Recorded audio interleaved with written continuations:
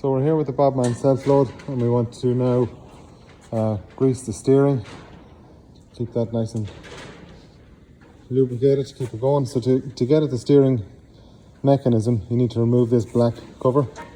To do that, there's 2 bolts at the top and there's 2 bolts at the bottom.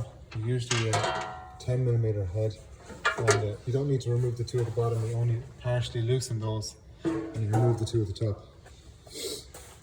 So now, here you can see the steering mechanism and adjustment. Alan's going to talk you through the adjustment of that.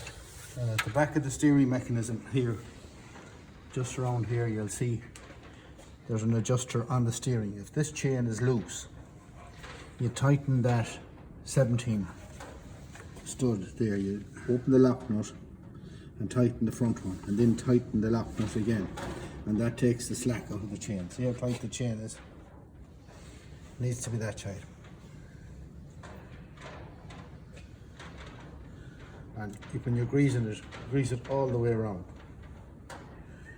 with oil or grease.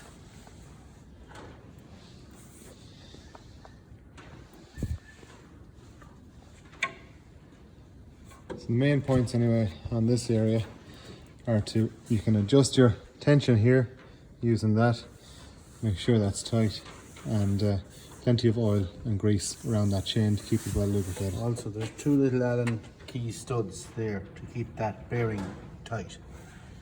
And then there just.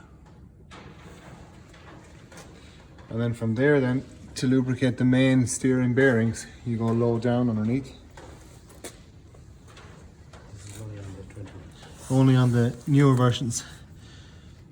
You can see that grease point there, and that'll lubricate those bearings up inside in that steering mechanism.